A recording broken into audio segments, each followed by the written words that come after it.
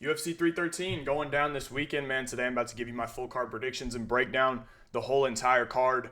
Look, man, if you want to tune into my fight companion, I'll be going live right when the first fight starts, giving my live bets, possibly, scoring the fights and getting my reactions as well. Make sure to subscribe if you're new. I'm really trying to get to that 1,000 subscriber mark, so please subscribe if you're new. And anyways, let's hop right in to this card, which is interesting. And the first fight up is going to be one of the worst men's fight there is in a while. You got Djorden Santos taking on Ozzy Diaz. Now, honestly, for my early predictions, I was on Ozzy Diaz to win this fight, and I dropped that video without doing a lot of film on these guys, but I do go back and made some adjustments, watched some film on both fighters, and I do think the right side is going to be Djorden Santos here.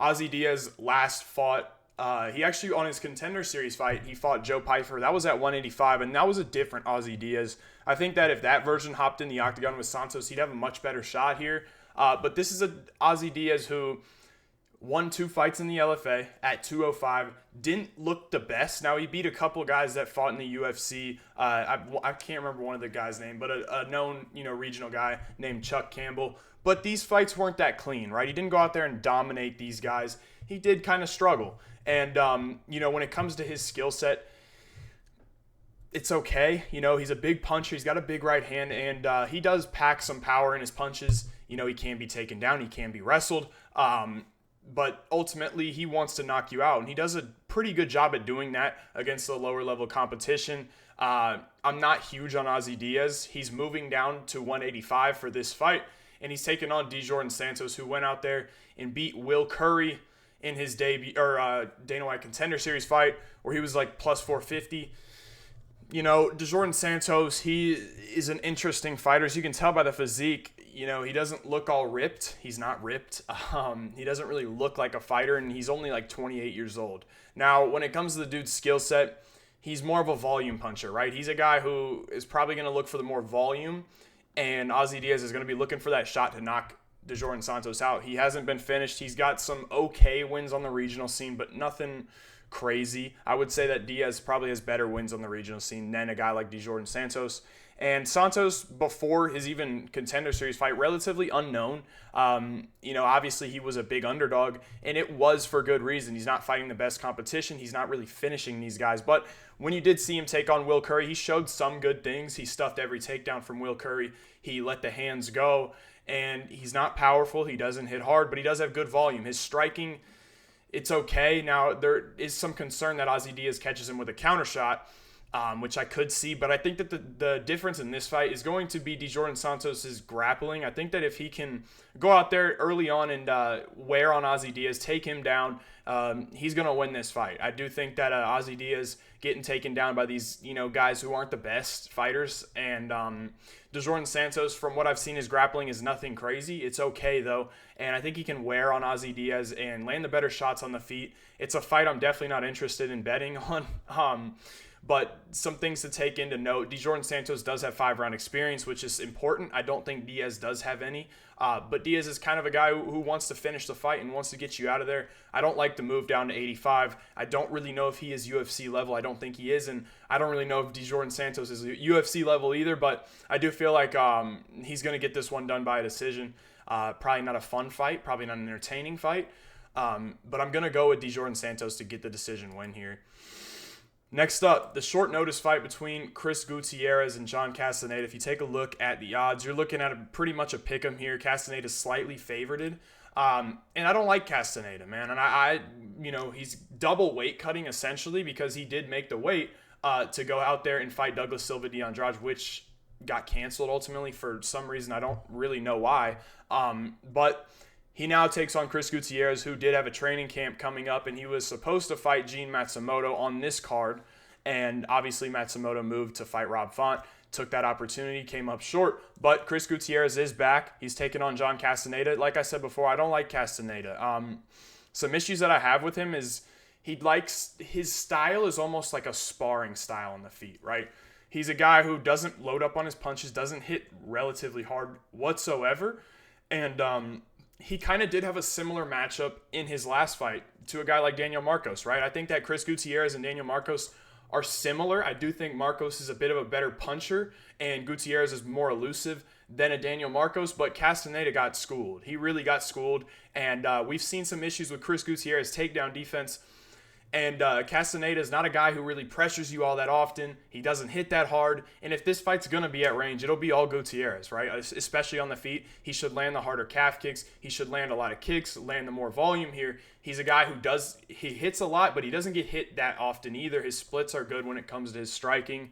And he's a very good leg kicker. He's a good kicker in general. He does a good job with his feinting game, backing you off. And if you're biting at those feints, he's going to be able to make reads, make adjustments, and go out there and maybe get a finish or just beat you to a decision. He does a good job with the leg kicks. Obviously, the takedown defense, a little bit suspicious. John Castaneda, he does have a wrestling background in college. That's where this fight comes down to, and that's why I can't understand it being a pick'em, because if this fight was purely on the feet, I would easily go with Chris Gutierrez.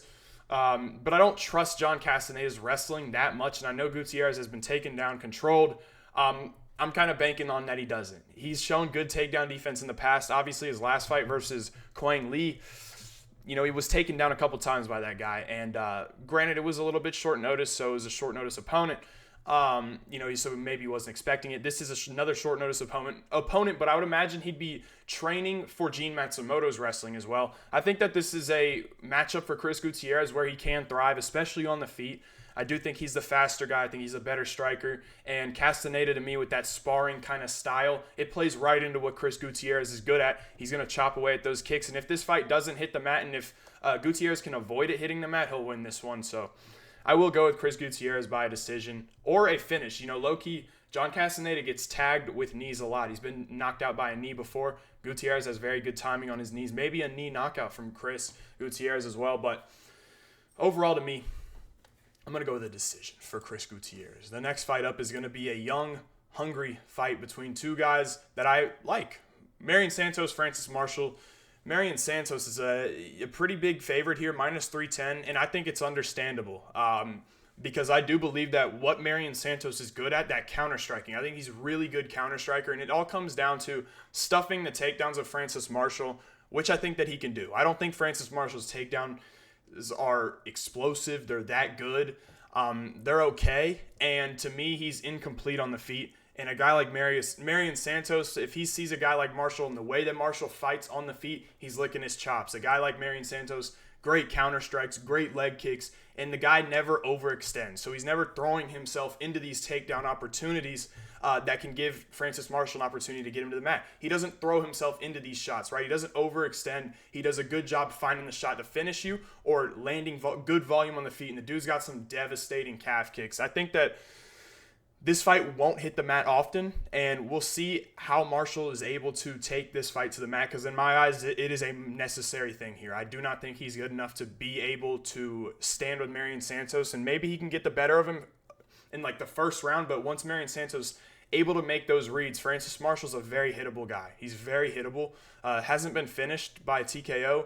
Actually has. Isaac Dulgarian did, but he didn't really drop him. Isaac Dulgarian took him down and beat his ass and TKO'd him from the ground. But, Dennis Bazooka was finding the mark over and over and over again on Francis Marshall, and I think that Marion Santos is a much better striker than Dennis Bazooka. So, overall, I like the diversity in Santos' strikes. I like the leg kick. It's going to do really good here. He's got great leg kicks, man. I have to say that again. They're very, very good. And I'm going to go with Marion Santos. I thought he looked really good in his last fight. Full training camp. He's only getting better at Extreme Couture. Only loss coming to Dan Argueta, who is a tough matchup, who's just going to double leg you until you can't go anymore. And a tough guy to beat for sure. But Francis Marshall, to me, is a little bit incomplete. I think that Marion Santos gets this one done. I think he finds the finish here. I like the number as well. There's a chance I could, parlay him up because I'm confident he'll win this fight. So I'll go with Marion Santos to win by a TKO. The next fight up, the biggest favorite on the card is going to be Carlos Leal, who is minus 775. Now, I'm going to tell you off the bat, I'm not betting Carlos Leal this weekend because minus 775 is not nearly worth it. Now, I know that Carlos Leal should have won his last. He did win. I'm sorry. He won his last fight. I'm not going to, make it sound any other way. He won his last fight versus Rinat Fakhretdinov. I picked him to win that fight. I bet on him to win that fight, and he got hoed by the refs. Or the judges, I'm sorry. It was just a terrible, horrible decision where one judge somehow scored it 30-27. Ridiculous, a unanimous decision. One of the worst robberies I've ever seen. I think it was the worst one I've ever seen, to be honest with you. But Leal, to me, good boxer, good leg kicks. Another guy who's got nice leg kicks. Leal does have that. He's got great boxing. He's got good pressure. He's got good cardio. He has good takedown defense. Now, he's taking on Alex Morono, who his path to victory here for me is probably going to be the wrestling. I don't think that he wrestles nearly enough, and he's not really a wrestler and doesn't wrestle often, but he does have a good submission game, and that's something I will give to Alex Morono. I think he does have nasty submissions, but if this fight's going to be on the feet, it's going to be Leal. It should be all Leal. Now, Alex Morono's coming off a loss to Nico Price, so don't kill me if I'm wrong there. I think it's Nico Price, which is really bad. I know he took it on short notices, and he gassed out bad, but Nico Price really sucks. Really, really sucks, and I think that Leal would do bad things to him. Morono, to me, not the best striker, doesn't hit hard, not much coming your way. If he doesn't get the fight to the mat, he's not going to win, to me. Simple as that. I think that Leal pushes the pace here and finds a finish in the second or the third round. So I'll take Leal via TKO to win this one. Next up, you got a close fight here. Bruno Fereira taking on Armen Petrosyan, and I'm going to go with Bruno Fereira here. He's an underdog plus 130, and I can see the case that you could make for Armen Petrosyan, but let me be honest here, okay? Bruno Fereira, I've been watching for a good amount of time. I've watched him on the regional scene. I went when I was doing my Dana White Contender Series film for him, and he's a guy that wrestles more often than you might think, right?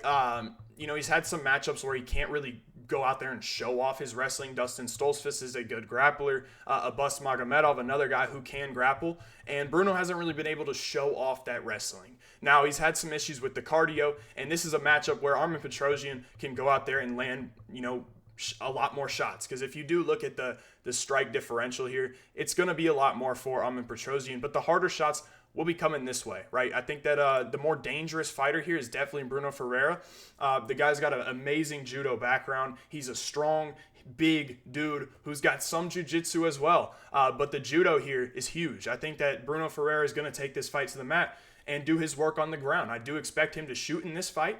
Like I said, he's had some matchups where he can't really show that grappling off. Another guy, he fought Gregory Rodriguez. Another guy, Phil Hawes. So who he was able to take down, right? He hasn't had many matchups where he's practicing the wrestling and able to use that, but this is a matchup he can. Armen Petrosyan, not great on the mat. Now, I will give it to Petrosyan. He does do a good job getting up, but he is taken down easily. His takedown defense is 30%, if I'm not mistaken here. 33%, bad, very bad, man. And like I said, he does get up pretty well. But I think that Fereira is a different beast, man. I think when he's on top, he's going to do better work. And I think those judo throws, they're unorthodox. They're hard to defend. We'll see how Petrosyan can deal with it. But I do worry a little bit about Bruno's gas tank.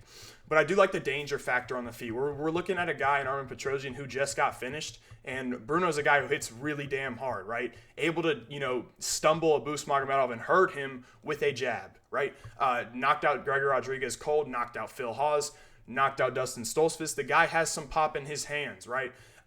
He's a finisher, too. I think that the more dangerous fighter here is going to be Bruno Fereira. Maybe you take Petrosyan by a decision. That's the only way I see him winning this fight. I don't see him getting a finish. But I think that Bruno takes this fight to the mat, possibly a submission. But I just think he wins better moments. Maybe a decision win for him here. Just by going to the mat, wrestling, and then or finding a ground and pound KO. It's a hard fight for me to pick, but I do believe it's very, very close. And I like the guy who's more versatile. And I always pick a guy who, to me, is more versatile, right, in a guy like Bruno Fereira. So I am going to go with Bruno Fereira, the underdog here. And we'll move on to the next one. Wow. I've had a really, really, really hard time picking this fight, and I'll tell you why. You're looking at the underdog Rei Tsuruya here. Tsuruya, I don't know how to say it. Wherever his name is, right here, plus 166. I've had a hard time, picking this fight. Very, very hard time because Rei Tsuruya, when I watch his grappling, man, it is next level. It's not Cody Djorden, right? It's not one of these guys, Felipe Bunez, right? It's a different type of grappler. This is not a regular wrestler that does conventional things. The way that Rei Tsuruya grapples is so different. It's so diverse. And I know that Van has showed incredible takedown defense, right? But I just don't know if he's going to be able to stop what's coming his way. The constant movement, the constant scrambling ability, and Van can scramble, I'm sure of it, but I think that Tsuruya is going to be able to make Van rush a little bit, make him rush on the mat because he is still relatively new to grappling, and where Tsuruya has so much experience. His submission game is so deep, his bag of tricks is so deep on the mat, but he's got to get it there, right? He has to get it there. And do I think Ray's going to be able to get it there? Yes. Now, he fought Carlos Hernandez last time out. An interesting performance. Now, I will say this, that I do believe Carlos Hernandez is one of the better defensive wrestlers we've seen at flyweight. And I don't think that Joshua Van possesses the kind of scrambling ability of a guy like Carlos Hernandez. Now, the positions that Tsuruya was able to get a guy like Hernandez on the ground with, who is very good on the mat, right? Very good.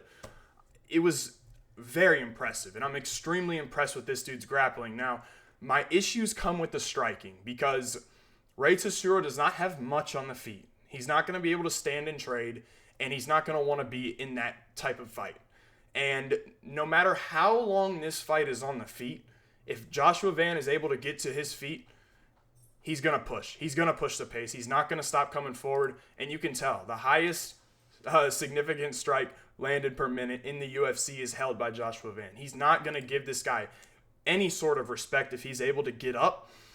And it makes me a little nervous. But I'm going to go with Rey here. I think that his bag on the ground is going to be a little bit too much for Van. And I think that he'll get submitted here. Or we're going to see the first 2 rounds drop for Joshua Van. But there's going to be so many submission attempts from Rey that we're going to see, Joshua Van go out there and possibly win the 3rd, maybe get a finish there. And it's a tight fight, man. I really don't know who to pick. But I just think I'm going to stick with my gut and say that Rey, his grappling is too diverse. And I know it might be a little bit short notice, but Rey was booked to fight Stuart Nickel. And I'm expecting him to come in here and do what he does, man. Make this fight a scramble war. And he's going to win on top and find a submission here. He had Carlos Hernandez in multiple twister attempts, crazy crucifixes. It is unbelievable what he's able to do. I just don't think that Van's going to be ready for it. I think it's a little bit too much. So I will go with Tsuruya, and I'm probably going to bet on him just because the number is so nice. But if it were, I think I'd put this fight at a pick 'em. I really do. But I will go with Rey to win this one. The next fight up, Curtis Blaydes versus Rizvan Kuniev. I received a lot of bad things when I said that I was picking Rizvan Kuniev, and I'm not changing my pick. I'm picking Rizvan Kuniev. I'm not big on Curtis Blaydes. Now, if Rizvan Kuniev comes in looking like this, I might have to, rearrange what I'm doing here, because I don't like this. I don't like fat boy, tubby. But what you're looking at in Rizvan Kuniev is a very balanced heavyweight. A balanced heavyweight that Curtis Blaydes is probably going to struggle with. Curtis Blaydes himself is a balanced heavyweight, but he's usually beating guys that are one-dimensional, right? Jairzinho Rozenstruik, very one-dimensional. Very one-dimensional, right? He's there to strike, and if he can't strike, he's going to get taken down. And that wasn't even that clean of a fight. Curtis Blaydes should have lost to Jailton Almeida. If you run that fight back, Jailton Almeida beats him. He beats him clearly, and that's just a good matchup for Blaydes in general. Rizvan Kuniev can strike. He can grapple. He can beat you up in the clinch. Now, obviously, there's some things to worry about with his physique, but he's very balanced, man, and I think that the price you're getting him at is ridiculous. Ridiculous. You're looking at plus 290, man. I've already said this before, and some dude had a problem with it in my comments where I said, I don't like Curtis Blaydes. I don't mean I don't like Curtis Blaydes as a person. I think he's a great guy. I don't like him as a fighter, right? I think he makes stupid mistakes in the octagon, and when he's getting tagged up, he looks horrible.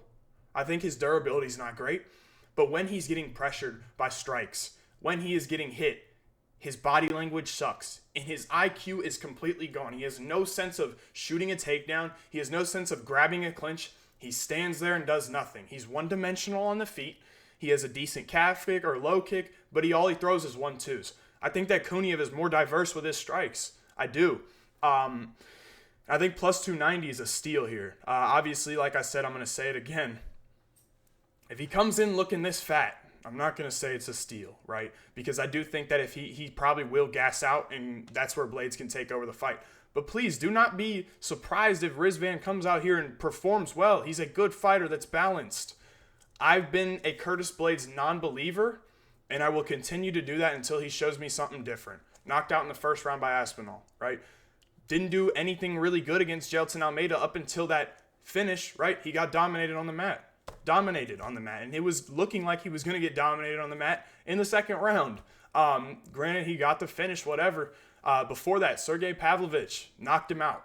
And these wins before that, Kyle Dawkins, not in the UFC, doesn't do anything for me. Jairzinho Rosenstrike, he's not in the UFC either, right? I think there's too much value on Rizvan here. I don't like Blaydes as a fighter. I don't think he's that good. I'll take the underdog in Rizvan here. And I'm sorry to make people upset. I don't know what you want me to do, but we'll go with Rizvan. Next fight up, Mauricio Ruffy versus Bobby Green. Mauricio Ruffy's a heavy favorite here, and I rewatched him, and I did have some words to say about Ruffy. He lost a round to Lawn Top, but the dude's fun, okay? And I like him. I do. I like his skill set. He's a good striker. I think the most underrated thing about him is his power. I think that he hits extremely hard. He's fast. He hits hard. His counters are very, very nice, but there are some issues that I have with that style, especially against a guy like Bobby Green.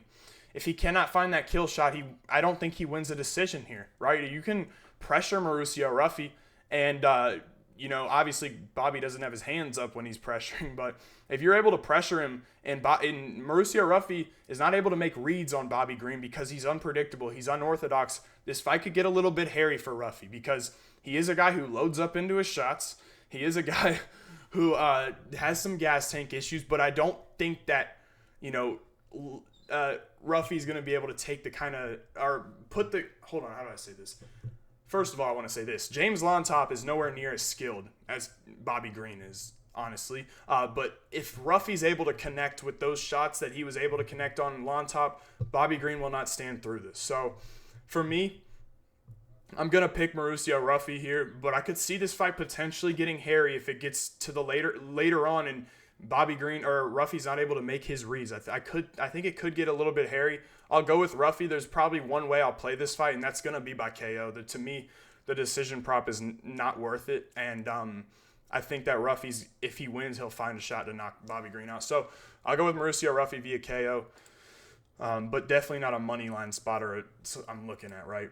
Next up, you got Amanda Lemos versus Iasmin Lucindo. Man, you got a matchup between two lady boys, right? But one of them has a neck tattoo, and that's been kind of leaning me towards Iasmin. But I watched Iasmin, guys. I'm not gonna lie. I only watched one fight of both of these, maybe two fights of Lemos, but I don't know. It's just not my thing. But Iasmin, she looks sloppy versus Marina Rodriguez. She is young. She's strong. She doesn't hit that hard. And Lemos is a much better striker to me. I think that Lemos is a way better striker. And ladies that are in front of Amanda Lemos are very hesitant to go because of the factor or the power that she has, right? She does hit hard. She is explosive. She is fast. To me, she's the faster, the better striker here. Obviously, it comes down to the takedowns. Now, Iasmin Lucindo is strong, right? She likes to get to that body lock takedown from what I've seen. And Lemos has had issues with takedowns. But I think that Lemos is very strong as well. I think that Lemos, if she's able to get to that body lock, Lucindo is, then maybe she can take her down. But I think that it's a mismatch on the feet. I do think that Lemos is the much better striker here. It's a close fight. You're basically banking on one of these fighters to either get the takedown or not. And I don't think Iasmin's takedowns are very special. She likes to slip the two and go in, grab the body lock, and then take you down. But I think that Lemos is going to be prepared here. I want to see Lemos go out here and win this fight. I think this might be too big of a step up for Iasmin. You know, Amanda Lemos dominated Marina Rodriguez and finished the fight, finished her, right? So I think that Iasmin's going to feel that power and be a little bit hesitant and maybe run into a big shot from Lemos and maybe get finished. I don't know. I'll go with Lemos here. Not betting on this fight. So we'll move on to the next fight, which is going to be my boy Jalin Turner taking on Ignacio Bahamondes, where you're looking at Jalin Turner plus 100. Now, I will be honest here, I'm a big Jalin Turner fan, so if you don't want to take my advice on what I say, I might be a little bit biased, a little bit. But I am going with Jalin Turner, and I do think I have a valid reasoning. I think that Jalin Turner, if he's able to get inside of that pocket, he's going to be the much better fighter. I know that people say, oh, he's the best fighter for one round. If you go back to the fights where Jalin Turner is able to strike with guys and they're not wrestling him, you know, he's good for 2.5, or I want to say 1.5 to 2 rounds. I think that he's a solid fighter. Now, to me, I feel like it's a bad matchup for Bahamondes, man. You're looking at a guy like Turner who hits hard. He's got the better technique on the boxing. He is a good kicker. He's the better athlete. He's the faster guy. And Bahamondes struggled, man. He really struggled with Ludovic Klein. He struggled with the speed of Ludovic Klein. And now he's in front of a guy who might not be as fast as Ludovic, but he is longer than Ludovic and probably kind of similar to that similar technique with the boxing. And I think that Turner gets it done. I think he might be able to finish this fight. Bahamondes wants to do work from the outside. He's not going to be able to do work from the outside. He is an outside fighter. I think it's a tough matchup for him here. And I think that Turner is a guy who can do well in the pocket, and he has no problem being there. I don't think Bahamondes wants to be there, and I think he's going to be forced to be there with the guy like Turner because Turner is so long with the longer reach. I will go with Jalin Turner to win this fight. You know, it could be tight, but I want to trust Jalin Turner's cardio here. I don't think that Bahamondes is going to pressure him and put him on the back foot or shoot takedowns to make him tired. So I will go with Turner here, right? I don't even think that if Ignacio is able to extend this fight, is he going to be in the pocket trading or even like really hitting Turner from the pocket area? I don't think so. I think that Jalen's the better striker here. He's the better boxer here. And Bahamondes is a great striker, no doubt. But I just don't think it's a good matchup for him. So I'm going with Jalin Turner here to win this fight via KO. I'll go first round. I'm going to go with a right hook KO. Anyways, let's move on to the co-main event. You got Justin Gaethje taking on Rafael Fiziev, the rematch. I'm going with Rafael Fiziev. I think that Gaethje, you know, I always used to think Gaethje was a little bit too wild, but I did rewatch this fight, and something that Gaethje did extremely well in this fight was the dirty boxing. I mean, whenever Fiziev would crash that pocket, Gaethje's dirty boxing was on point. It was incredible, right? He was landing way more shots there, and his hands looked great from that position. But he is coming off a horrible knockout one. And Rafael Fiziev is coming off a knee injury. But Rafael Fiziev's been calling for fights on Twitter. I'm assuming he's going to be in some sort of shape. And we haven't seen that many cardio issues with Rafael Fiziev aside from the Gaethje fight. Now, we've seen that because Rafael Fiziev brawled way too much. He was brawling with Justin Gaethje. He was way too much in the pocket. And he was getting the better of Gaethje early on in the pocket, but once it got a little bit later, Fiziev started to gas a little bit. I think that if Fiziev takes a more measured approach here, you know, jab into a low kick or something like that, he's going to win this fight pretty easily too. I think that he was just way too excited. I want to say excited to get inside of the pocket with Justin Gaethje, and that's what Gaethje wants. He wants you to be there. And if you quickly go back to the Max Holloway fight, you're able to see how well Max was able to do from the outside. And Rafael Fiziev is going to be the faster guy here. He's got the faster footwork. I think he's going to do better in this fight from range. I think that if he, you know, crashes the pocket again, he can still win the fight. I do believe that. But I think it'll serve him better to have more of a measured approach in this fight. Come out here, you know, land some good shots, but don't go too crazy, right? Don't play into the chaos of Justin Gaethje. Use the head movement, get out of the way of these shots, you know, but just land better from the outside because I believe he has the speed advantage. He works better off angles. He is the better striker. But if it does get into that pocket area, I still think Fiziev can put him out just because I believe Gaethje's durability is taking a toll. So I will go with Rafael Fiziev to win this fight. I'm going to keep it. I might go by KO. I'm going to go by KO, man. I think that he'll get the finish here over Justin Gaethje. but I think a more measured approach from Fiziev is going to serve him better here. So I think that Fiziev will win this fight. So I'm going to go with Rafael Fiziev. I don't exactly know if I like the number at minus 160, especially considering how short notice this is. I'm not a fan of that number, but if it goes anywhere down to about minus 120, there's a chance I could take him, but more than likely I'm staying away from it. The main event, Magomed Ankalaev versus Alex Pereira. You're looking at a pick'em price here. If you guys didn't go watch my full breakdown on this fight, make sure you go do it. I broke down both of these guys, what they do good, what they do bad. And if you watch that video, you know I'm picking Magomed, man. And it's another reason. It's just that versatility, man. I cannot go against it, right? Because you can think of Magomed Ankalaev as a striker, but he does have wrestling. You can think of him, he's going to wrestle in this matchup, but he does have striking. It's the versatility of Magomed Ankalaev that gives him a big edge here. And I absolutely love this number. I would tell you guys that I believe Pereira should be an underdog. I believe he should be at least minus 120 or plus 120 underdog. From what you've seen of his takedown defense, it is horrible. It's not special. He's been taken down by Israel Adesanya. He's been taken down by Jan Blachowicz. This is a better grappler than both of those guys, for sure. For sure, right? But then he starts to get you thinking about the takedowns. Then he can come over the top with the left hand or the left high kick and catch him. So there's so many factors that are leading me towards Magomed Ankalaev in this matchup.